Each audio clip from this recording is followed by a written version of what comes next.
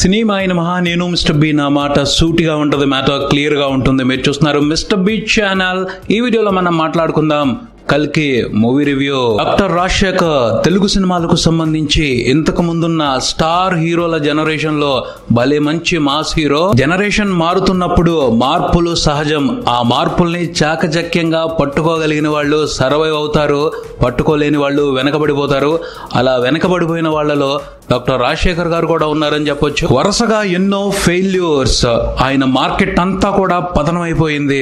ఇక రాజశేఖర్ పని అయిపోయింది అనుకుంటున్న సందర్భంలో ఆయన నుండి వచ్చిన సర్ప్రైజ్ గరుడవేగ. సరైన సబ్జెక్టులు పట్టం లేదు, మంచి కథ పడితే డాక్టర్ రాజశేఖర్ కూడా అదరగొడతారు అని హింట్ ఇచ్చిన సినిమా గరుడవేగ. దాంతో తెలుగు ఫిల్మ్ ఇండస్ట్రీలో ఉన్న డైరెక్టర్స్ కి డాక్టర్ రాజశేఖర్ ఒక ఇంట్రెస్టింగ్ ఆప్షన్ అయ్యారు.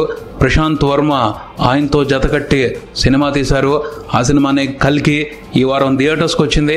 మరి కల్కి మూవీలో ఉన్న విశేషాలు ఏమిటో మన సమీక్షలో చూద్దాం. సినిమా కథ విషయానికి వస్తే ఈ సినిమా కథ 1980వ దశకంలో నడుస్తూ ఉంటది. తెలంగాణలోని కొల్లాపూర్ ప్రాంతంలో నడుస్తూ ఉంటది. ఒకప్పుడు కొల్లాపూర్ సంస్థానం పెద్ద రాజ సంస్థానం, పోతే కొన్ని కారణాల వల్ల కొల్లాపూర్ కోట పాడుబడిపోయింది.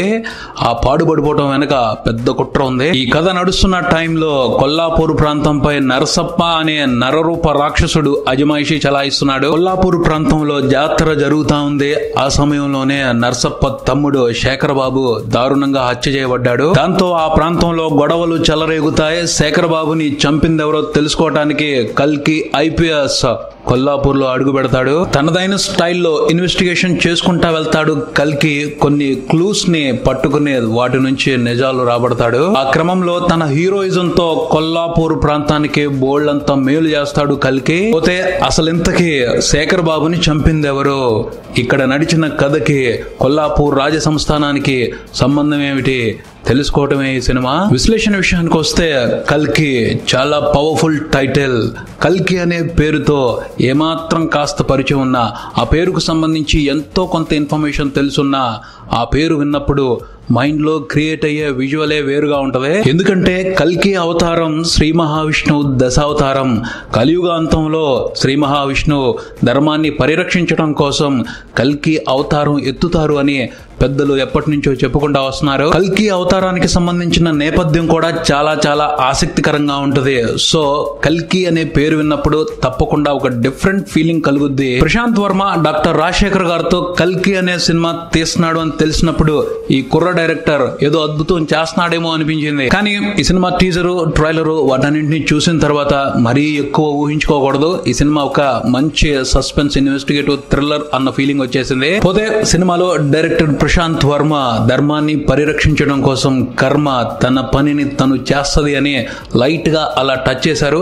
అది సినిమా ఎండ్ లో అర్థమవుతుంది. సినిమాలో హీరోకి కల్కి అని పేరు పెట్టారు. కథలో కర్మ అతనికి తెలియకుండానే ధర్మాన్ని కాపాడిస్తుంది. అది ఇంట్రెస్టింగ్ ఇంట్రెస్టింగ్ పాయింటే గానీ దాన్ని ఎఫెక్టివ్ గా డైరెక్టర్ ప్రశాంత్ వర్మ చెప్పారు అని చెప్పడానికి లేదు. ఆ మూవీతో డైరెక్టర్ ప్రశాంత్ వర్మ క్రియేట్ చేసిన థ్రిల్, ఇచ్చిన ఎక్స్పీరియన్స్ ఎక్స్ట్రాడినరీ అంతే. అలాంటి డైరెక్టర్ నెక్స్ట్ ఫిల్మ్ అంటే తప్పకుండా ఓ ఎక్సైట్మెంట్ ఉంటది. ఈసారి ఎలాంటి అద్భుతం చేయబోతున్నాడో అని. ఆ ఎక్స్పెక్టేషన్స్ ని డైరెక్టర్ ప్రశాంత్ వర్మ చాలా వరకు డిసప్పాయింట్ చేశారనే చెప్పాలి. కల్కి మూవీ ప్రమోషనల్ స్టఫ్ ప్రామిసింగ్ గా అనిపించాయి. గురి తప్పదు, గట్టిగానే కొడుతున్నాడు ప్రశాంత్ వర్మ అనిపించింది. ఆ మూవీతో ఆయన క్రియేట్ చేసినటువంటి మ్యాజిక్ ఈ కల్కి మూవీలో ఎక్కడా కనిపించలేదు. కథని బలంగా చెప్దాం, థ్రిల్ చేద్దాం, ఆడియన్స్ ని ఊహించని ఎక్స్పీరియన్స్ ఇద్దాం వాళ్ళకి అన్నటువంటి కసి ప్రశాంత్ వర్మ పనితనంలో కనిపించలేదు. చాలా వరకు ఎలా ఉంది అంటే, నా టేకింగ్ స్టైల్ చూడండి, నేను ఎంత జబర్దస్త్ గా షార్ట్స్ పిక్చరైజ్ చేస్తున్నానో, హీరోయిజాన్ని, మాస్ హీరోయిజాన్ని నేను ఎలా ప్రెజెంట్ చేస్తున్నానో, ఎలా హైలైట్ చేస్తున్నానో, ఎలా ఎలివేట్ చేస్తున్నానో చూడండి, తెలుసుకోండి అని ప్రశాంత్ వర్మ షో రీల్ వేసుకున్నట్టుంది ఈ సినిమాతో. డైరెక్టర్ ప్రశాంత్ వర్మ టేకింగ్ బాగుంది, డైరెక్షన్ స్టైల్ బాగుంది, హీరోయిజాన్ని ఎలివేట్ చేసిన విధానం బాగుంది. కానీ ఒక మంచి కథని చూసాం, ఓ చక్కటి ఎక్స్పీరియన్స్ ని ఎంజాయ్ చేసాం అన్న ఫీలింగ్ అయితే ఈ సినిమాతో కలగలేదు. ప్రశాంత్ వర్మ అంతకు ముందు చేసిన షార్ట్ ఫిల్మ్స్ చూసి ఆ మూవీ చూసి ఇతను చాలా మంచి ఇంటెలిజెంట్ డైరెక్టర్ అనుకున్నాను. కానీ ఈ సినిమా చూస్తున్నప్పుడు తెలివితేటలు కానీ స్మార్ట్నెస్ కానీ ఎక్కడా కనిపించదు. ఇక్కడ ఒక చిన్న విషయం చెప్తాను. సాగర్ సంగమం మనకు తెలుసు ఎంత మంచి క్లాసిక్ సినిమానో. అది విశ్వనాథ్ గారి డైరెక్షన్ లో కమల్ హాసన్ గారి పెర్ఫార్మెన్స్ అద్భుతం అనే చెప్పాలి. ఆ సినిమాని ఎలాంటి మాస్ ఏరియాలో ఉన్న థియేటర్ లో ప్రదర్శిస్తున్న జనాలు పద్ధతిగానే చూస్తారు. కానీ ఈ సినిమాలో ఆ సినిమాని చూస్తున్నప్పుడు జనాల్ని ఎలా చూపెట్టారో తెలుసా? చిరంజీవి సినిమాకి, బాలకృష్ణ సినిమాకి, ఓ మాస్ సినిమాకి జనాలు ఏ విధంగా రెచ్చిపోతారో ఆ విధంగా రెచ్చిపోతున్నట్టు చూపెట్టారు. ఏంటిది ప్రశాంత్ వర్మ అని తలబట్టుకునే సందర్భాలు చాలానే ఉన్నాయి ఈ సినిమాలో. అసలు ఈ సినిమాకి 1980 దశకం బ్యాక్ డ్రాప్ ఎందుకో అర్థం కాదు. ఆ నేపథ్యం తీసుకుంటున్నారు అంటే ఏదో ఒక పర్పస్ ఉండాలి కదా కథలో. అటువంటి పర్పస్ ఏమీ సరిగ్గా కనిపించదు. అప్పటి పరిస్థితులు ఇలా ఉండేవి, ఎంత దారుణంగా ఉండేవి. ఇలాంటి విషయాలని కొంచెం స్ట్రాంగ్ గా చెప్పాల్సిందే, కానీ ఎక్కడా కూడా స్ట్రాంగ్ గా కన్వే చేసిన పరిస్థితే లేదు సినిమాలో. ఏదో అశుతోష్ రాణా క్యారెక్టర్ తో చిన్న చిన్న విషయాల్ని అలా లైట్ గా టచ్ చేశారు, కానీ వాటిని కూడా ప్రాపర్ గా చెప్పారు అని చెప్పుకోవడానికి లేదు. అసలు సినిమాని మొదలు పెట్టడమే పెద్ద పొరపాటుతో మొదలు పెట్టారు. శేఖర్ బాబు చచ్చిపోయాడు అని సినిమాలో బోల్డంత హడావిడి నడిపిస్తా ఉంటారు. ఆ హడావిడేమో జనాలకి కనెక్ట్ అవదు. ఆ సిచ్యువేషన్ లో సీరియస్నెస్ ఎంత ఉంది, దానికి సంబంధించిన డీటెయిల్స్ ఇచ్చి ఆడియన్స్ ని ఇన్వాల్వ్ చేస్తే వాళ్ళు కూడా కనెక్ట్ అవుతారు. సినిమాలో ఉన్న ఆర్టిస్టుల మాదిరే హడావిడి అన్న ఫీలింగ్ ని ఫీల్ అవుతారు. అలాంటి అవసరమైన సరైన డీటెయిలింగ్స్ లేకుండానే ఇన్వెస్టిగేషన్ బిగిన్స్ అని కథని నడిపించేస్తా ఉంటారు.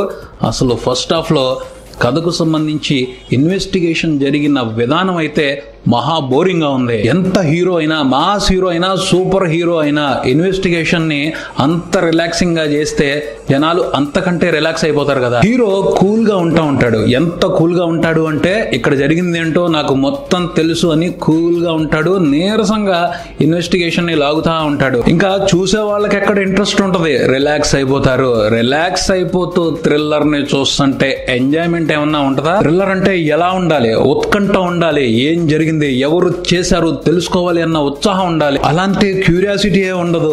ఉత్కంఠ రేకెత్తించే అవకాశాన్ని తీసుకోలేదు కథని చెప్పే విధానంలో.